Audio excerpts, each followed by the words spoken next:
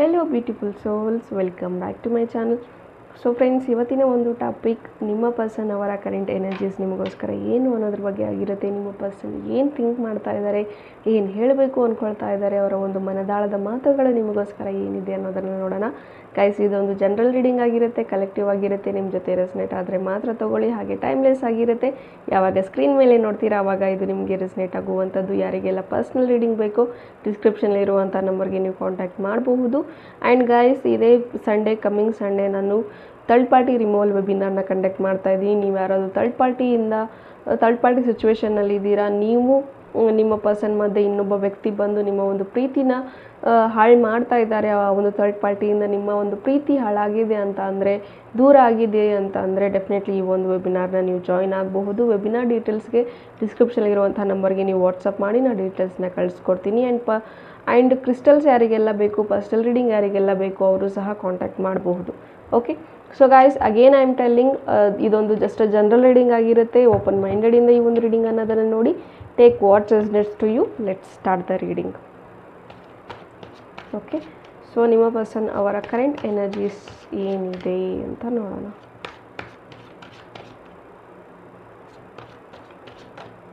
Okay, the hanged man. So ನಿಮ್ಮ ಪ್ರೀತಿಗೆ ಕೆಲವೊಂದಷ್ಟು ಆ್ಯಕ್ಷನ್ಸ್ ಅನ್ನೋದು ಬೇಕು. Okay, queen of wands. Again third party situations ಇದೆ, ಮದರ್ ಇಶ್ಯೂ ಇದೆ. ನಿಮ್ಮ ಪ್ರೀತಿಗೆ ಇಲ್ಲಿ ಅವರ ಫ್ಯಾಮಿಲಿ ಕಡೆಯಿಂದ ಮದರ್ ಇಶ್ಯೂ ಬರ್ತಾ ಇದೆ, ಅಥವಾ ನಿಮ್ಮ ಫ್ಯಾಮಿಲಿ ಕಡೆಯಿಂದ ಒಂದು ಮದರ್ ಇಶ್ಯೂಸ್ ಅಂತ ಬರ್ತಾ ಇದೆ. ನಿಮ್ಮ ಒಂದು ಪ್ರೀತಿ ಸಕ್ಸಸ್ ಆಗಬೇಕು, ನಿಮ್ಮ ಪ್ರೀತಿ ಮ್ಯಾರೇಜ್ವರೆಗೂ ಆಗಬೇಕು ಅಂದರೆ ಇಲ್ಲಿ ಥರ್ಡ್ ಪಾರ್ಟಿ ಸಿಚುವೇಶನ್ಸ್ ನಡೀತಾ ಇದೆ, ಅಥವಾ ಮದರ್ ಇಶ್ಯೂಸ್ ಕೂಡ ಬರ್ತಾ ಇದೆ. ಇಲ್ಲಿ the hermit card. And your person needs a support and tired ಆಗಿದ್ದಾರೆ ಈ ಒಂದು ಪರ್ಸನ್ ಅಂತ ಹೇಳಬಹುದು. ಎಲ್ಲ ರೀತಿಲಿನೂ ಹೋರಾಡಿ ಸಾಕಾಗಿದೆ ಅಂತ ಹೇಳ್ತಾ ಇದ್ದಾರೆ ಅವರು. ಆ್ಯಂಡ್ ಈ ಪರ್ಸನ್ ತುಂಬ ಕಂಟ್ರೋಲಲ್ಲಿದ್ದಾರೆ. ನಿಮ್ಮ ಪರ್ಸನ್ ಏನಿದ್ದಾರೆ, ಅವರು ಒಬ್ರ ಕೈಗೆ ಸಿಕ್ಕಾಕೊಂಡಿದ್ದಾರೆ ಅಂತ ಹೇಳಬಹುದು. ಬಹುಶಃ ಆ ಒಂದು ಥರ್ಡ್ ಪಾರ್ಟಿಗೆ ಇವರು ತುಂಬ ಸಿಕ್ಕಾಕೊಂಡಿದ್ದಾರೆ ಅಂತ ಹೇಳಬಹುದು. ಆ್ಯಂಡ್ 10 ಆಫ್ ವೈನ್ಸ್ ಬರ್ತಿರೋದ್ರಿಂದ ಬಹುಶಃ ಇವರು ಇಂಟೆನ್ಷನಲಿ ಈ ಒಂದು ಥರ್ಡ್ ಪಾರ್ಟಿ ಏನಿದೆ, ಇಂಟೆನ್ಷನಲಿ ಇವ್ರನ್ನ ಕಾಂಟ್ಯಾಕ್ಟ್ ಮಾಡಿಲ್ಲ. ಏನೋ ಅವರು ಯಾವುದೋ ಒಂದು ನೋವಲ್ಲಿದ್ದರು ಅಥವಾ ತೊಂದರೆಯಲ್ಲಿದ್ದರು, ಅದನ್ನು ಸಾಲ್ವ್ ಮಾಡೋದಕ್ಕೆ ಹೋಗಿ ಇವರು ಸಿಕ್ಕಾಕೊಂಡಿದ್ದಾರೆ ಅಂತ ಹೇಳ್ಬೋದು. ಅಥವಾ ಬೇರೆದವರ ಒಂದು ಕೆಲಸಕ್ಕೆ ಹೆಲ್ಪ್ ಮಾಡೋದಕ್ಕೆ ಹೋಗಿ ಇವರು ಆ ಒಂದು ರಿಸ್ಕ್ನ ತೊಗೊಂಡಿದ್ದಾರೆ, ಇವರು ಆ ಒಂದು ತೊಂದರೆಗೆ ಸಿಕ್ಕಾಕೊಂಡಿದ್ದಾರೆ. ಅದು ಆ ಒಂದು ಹೋಲ್ ಪ್ರೊಸೆಸ್ ಏನಿದೆ, ಬೇರೆದವ್ರಿಗೆ ಹೆಲ್ಪ್ ಮಾಡುವಂಥ ಸಂದರ್ಭದಲ್ಲಿ ಎಲ್ಲ ಬರ್ಡನ್ನು ಇವ್ರ ತಲೆ ಮೇಲೆ ಹಾಕ್ಕೊಂಡಿದ್ದಾರೆ ಅಂತ ಹೇಳ್ಬೋದು. ಬಹುಶಃ ಇಲ್ಲಿ ಫ್ಯಾಮಿಲಿ ಬರ್ಡನ್ ಕೂಡ ತುಂಬ ಜಾಸ್ತಿ ಆಗ್ತಾ ಇದೆ. ಫಿನಾನ್ಷಿಯಲ್ ಲಾಸಸ್ ಆಗ್ತಾ ಇರ್ಬೋದು, ಅಥವಾ ಎಮೋಷ್ನಲಿ ತುಂಬ ಲಾಸ್ ಆಗ್ತಾ ಇರ್ಬೋದು. ಈ ಒಂದು ಪರ್ಸನ್ ತುಂಬ ಸ್ಟ್ರಗಲ್ ಮಾಡ್ತಾ ಇದ್ದಾರೆ ಲೈಫಲ್ಲಿ, ಜಸ್ಟ್ ಬಿಕಾಸ್ ಬೇರೆದವ್ರಿಗೋಸ್ಕರನೇ ಇವರು ಹೆಲ್ಪ್ ಮಾಡಿ. ಆ್ಯಕ್ಚುಲಿ ಈ ಪರ್ಸನ್ ಅಷ್ಟು ಸೆಲ್ಫಿಶ್ ಅಲ್ಲ. ಅಟ್ಲೀಸ್ಟ್ ನೀವು ಯಾವಾಗಲೂ ಹೇಳ್ತಾ ಇದ್ರಿ ಅಂತ ಕಾಣಿಸುತ್ತೆ, ಸ್ವಲ್ಪನಾದರೂ ಸೆಲ್ಫಿಶ್ನೆಸ್ ಅನ್ನೋದು ಇರಬೇಕು. ಎಲ್ಲನೂ ಬೇರೆದವ್ರು ಹೇಳ್ದಾಗೆ ಕೇಳೋದು ಒಳ್ಳೆಯದಲ್ಲ, ಸ್ವಂತ ಬುದ್ಧಿ ಇರಬೇಕು ಅಂತ. ಬಟ್ ಈ ಪರ್ಸನ್ಗೆ ಸ್ವಂತಿಕೆ ಅನ್ನೋದಿಲ್ಲ, ಏನು ಸೆಲ್ಫ್ ಡಿಸಿಷನ್ಸ್ ಏನು ತೊಗೋಬೇಕು ಅಂತ ಗೊತ್ತಿಲ್ಲ. ಆಲ್ಮೋಸ್ಟ್ ಎಲ್ಲ ರೀತಿಲಿನೂ ಡಿಪೆಂಡೆನ್ಸಿ ಅನ್ನೋದು ಈ ಪರ್ಸನ್ಗೆ ಯಾವಾಗಿದ್ದನೂ ಇದೆ. ಲೈಕ್ ಇವರ ಫಾದರ್ ಮೇಲೆ ಇವರು ಡಿಪೆಂಡ್ ಆಗಿರ್ಬೋದು, ಮದರ್ ಮೇಲೆ ಡಿಪೆಂಡ್ ಆಗಿರಬಹುದು, ಅಥವಾ ಇಲ್ಲಿ ಫ್ಯಾಮಿಲಿ ಇಶ್ಯೂಸ್ ಕೂಡ ಇದೆ. ಇಲ್ಲಿ ನಿಮ್ಮ ಒಂದು ಮದುವೆ ಆಗಬೇಕು ಅಂದರೆ ಬಹುಶಃ ನಿಮ್ಮಿಬ್ಬರ ಪ್ರೀತಿನ ಫ್ಯಾಮಿಲಿಯಲ್ಲಿ ಒಪ್ಕೊಳ್ತಾ ಇಲ್ಲ. ನಿಮ್ಮನ್ನು ಬಿಟ್ಟು ಬೇರೆ ಕಡೆ ಕೂಡ ಪ್ರಪೋಸಲ್ಸ್ನ ನಿಮ್ಮ ಪರ್ಸನ್ಗೋಸ್ಕರ ನೋಡ್ತಾ ಇರ್ಬೋದು. ಬಟ್ ಎಲ್ಲ ರೀತಿಲೂ ಆಗ್ತಾ ಇದೆ ಅಂದರು. ಬಟ್ ಸ್ಟಿಲ್ ಸಮ್ವೇರ್ ಏನಾಗ್ತಾ ಇದೆ ಅಂದರೆ ಈ ಪರ್ಸನ್ಗೆ ಏನು ಮಾಡಬೇಕು ಅಂತ ಗೊತ್ತಾಗ್ತಾ ಇಲ್ಲ ಲೈಫಲ್ಲಿ. ತುಂಬ ಪಾಸ್ ಆಗಿಬಿಟ್ಟಿದ್ದಾರೆ, ಆ್ಯಕ್ಷನ್ಸ್ ತೊಗೊಳೋದಕ್ಕೆ ರೆಡಿ ಇಲ್ಲ, ಏನು ಮುಂದೆ ಬರೋದಕ್ಕೂ ರೆಡಿ ಇಲ್ಲ. ಆ್ಯಂಡ್ ಈವನ್ ನೀವು ತುಂಬ ರೆಡಿ ಇದ್ದೀರಾ ದಟ್ ಎಸ್ ನಾನು ಎಲ್ಲನೂ ಮಾಡ್ತೀನಿ, ಫೇಸ್ ಮಾಡ್ತೀನಿ, ನೀನು ಜಸ್ಟ್ ನನ್ನ ಹತ್ರ ಬಾ, ನನ್ನ ಜೊತೆಗಿರು, ನಾನು ನಿನ್ನ ನೋಡ್ಕೊಳ್ತೀನಿ ಅಂತ ನೀವೆಲ್ಲ ರೀತಿಲೂ ಮೋಟಿವೇಟ್ ಮಾಡಿದ್ದೀರಾ. ಬಟ್ ಸ್ಟಿಲ್ ಈ ಪರ್ಸನ್ ತುಂಬ ಭಯ ಪಡ್ತಾ ಇದ್ದಾರೆ. ಆ್ಯಂಡ್ ಏನು ಆ್ಯಕ್ಷನ್ಸ್ ತೊಗೊಳ್ತಾ ಇಲ್ಲ, ಜಸ್ಟ್ ಬಿಕಾಸ್ ಇವ್ರಿಗೆ ಎಕ್ಸಾಕ್ಟ್ಲಿ ನಿಮಗಿಂತ ಹೆಚ್ಚು ಇವ್ರಿಗೆ ಫ್ಯಾಮಿಲಿ ಇಂಪಾರ್ಟೆಂಟ್ ಆಗಿರುತ್ತೆ, ಅಥವಾ ನಿಮಗಿಂತ ಹೆಚ್ಚಾಗಿ ಥರ್ಡ್ ಪಾರ್ಟಿ ಮಾತು ಏನಿದೆ ಅಥವಾ ಮದರ್ ಇಶ್ಯೂಸ್ ಏನಿದೆ ಅದೇ ಇಂಪಾರ್ಟೆನ್ಸ್ ಆಗ್ತಾಯಿದೆ. ಅಥವಾ ಇವ್ರನ್ನ ಏನೋ ಒಂದು ವೀಕ್ನೆಸ್ ಏನಿದೆ, ಇವರ ಒಂದು ಯಾವುದೋ ಒಂದು ವೀಕ್ನೆಸ್ ಆ ಒಂದು ಪರ್ಸನ್ ಹಿಡ್ಕೊಂಡಿದ್ದಾರೆ ಅಂತ ಹೇಳ್ಬೋದು, ಅಥವಾ ಬ್ಲ್ಯಾಕ್ ಮೇಲ್ ಮಾಡ್ತಾ ಇರ್ಬೋದು. ಅದಕ್ಕೋಸ್ಕರ ಈ ಪರ್ಸನ್ ನಿಮ್ಮವರೆಗೂ ತಲುಪೋದಕ್ಕಾಗ್ತಾ ಇಲ್ಲ. ಸಮಥಿಂಗ್ ಯಾವುದೋ ಒಂದು ಇದರಲ್ಲಿ ಇವ್ರು ಸಿಕ್ಕಾಕೊಂಡಿದ್ದಾರೆ ಅಂತ ಹೇಳ್ಬೋದು, ಏನೋ ಒಂದು ತೊಂದರೆಯಲ್ಲಿ ಸಿಕ್ಕಾಕೊಂಡಿದ್ದಾರೆ ಅಂತ ಹೇಳಬಹುದು. ಆ್ಯಂಡ್ ಎಸ್, ಈ ಪರ್ಸನ್ ಲೈಕ್ ಎಲ್ಲವೂ ಮುಗಿದು ಹೋಯಿತು, ನನ್ನ ಲೈಫ್ ಈಸ್ ಎಂಡ್, ಇನ್ನೇನು ಉಳಿದಿಲ್ಲ, ನನ್ನ ಪ್ರೀತಿ ಇನ್ನು ನನಗೆ ಸಿಗೋದಿಲ್ಲ, ಲೈಫ್ನ ಎಂಡ್ ಮಾಡ್ಕೋಬೇಕು ಅಥವಾ ಲೈಫ್ ಮುಗಿದು ಹೋಯಿತು, ಯಾರಿಗೋಸ್ಕರ ಬದುಕಬೇಕು, ಈ ರೀತಿಯ ಕೆಲವೊಂದು ವಿಚಾರಗಳು ಈ ಪರ್ಸನ್ಗೆ ಬರ್ತಾ ಇದೆ ಅಂತ ಹೇಳ್ಬೋದು.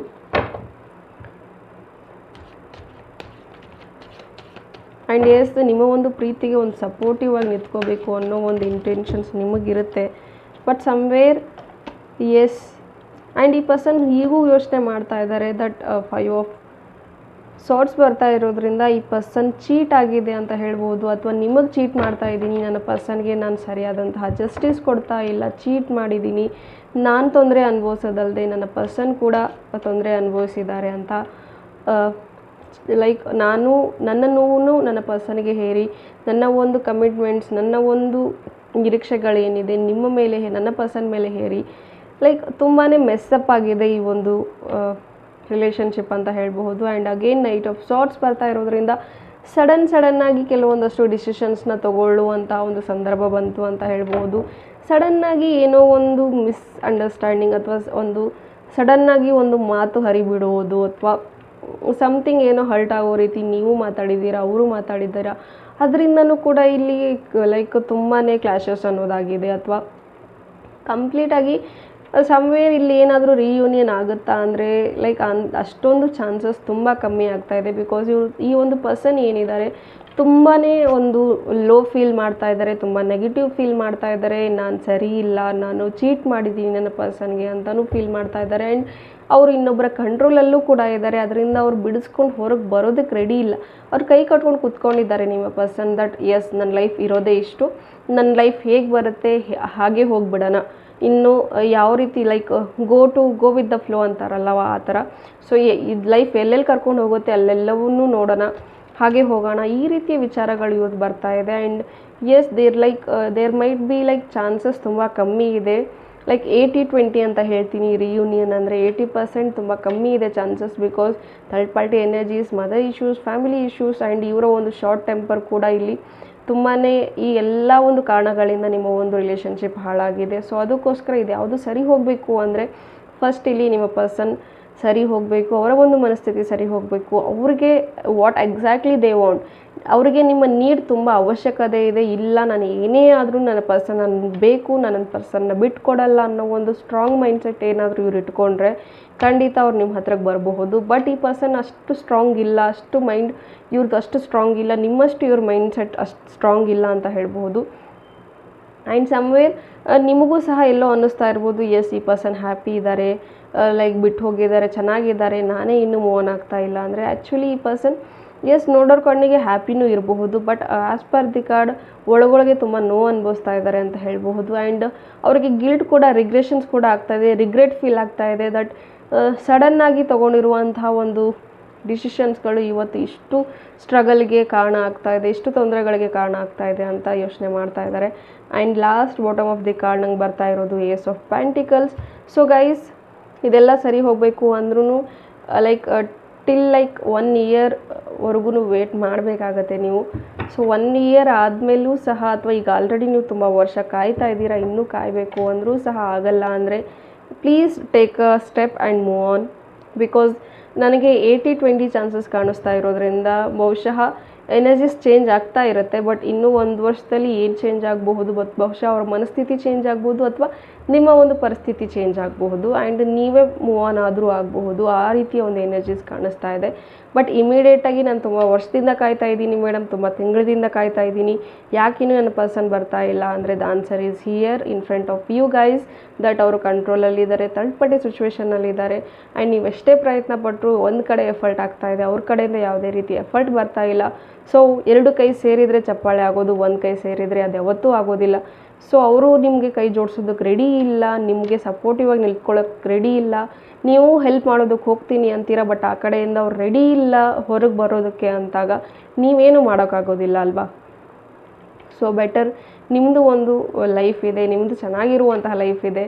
ಸೊ ಡಿಸಿಷನ್ಸ್ನ ತೊಗೊಳ್ಳಿ, ಸ್ಟೆಪ್ನ ತೊಗೊಂಡು ಬೆಟರ್ ಮೂವ್ ಆನ್ ಆಗೋದು ಒಳ್ಳೆಯದು. ಹೋಪ್ ಈ ರೀಡಿಂಗ್ ನಿಮಗೆ ಇಷ್ಟ ಆಗಿದೆ ಅಂತ ಭಾವಿಸ್ತೀನಿ. So move on yes, it's a big word, ಎಲ್ರಿಗೂ ಕಷ್ಟ ಆಗುತ್ತೆ ಕೇಳೋದಕ್ಕೆ, ಯಾರಿಗೂ ಇಷ್ಟ ಆಗೋದಿಲ್ಲ ಮೂವ್ ಆನ್ ಅನ್ನೋ ಪದ. But still as per the card it's time to move on. Move on ಆಗಬೇಕು, ನಿಮಗೋಸ್ಕರ ನೀವು ಮೂವ್ ಆನ್ ಆಗಬೇಕು. So yes, for better clarification you can take a personal readings. Okay, but as ನಾವು ಈ ಒಂದು ರೀಡಿಂಗಲ್ಲಿ ನನಗೆ ಸ್ಟ್ರಾಂಗಾಗಿ ಅನ್ನಿಸ್ತಾ ಇರೋದು, ನೀವು ಯಾರಿದ್ದೀರಾ ಅವರು ಈ ಒಂದು ಪರ್ಸನ್ನಿಂದ ಮೂವ್ ಆನ್ ಆಗಿ ಅಂತ ಬರ್ತಾ ಇದೆ. ಸೊ ಹೋಪ್ ಈ ರೀಡಿಂಗ್ ನಿಮಗೆ ಇಷ್ಟ ಆಗಿದೆ ಅಂತ ಭಾವಿಸ್ತೀನಿ. ಇಷ್ಟ ಆಗಿದ್ದರೆ ಕಮೆಂಟಲ್ಲಿ ತಿಳಿಸಿ. Thank you. God bless you all.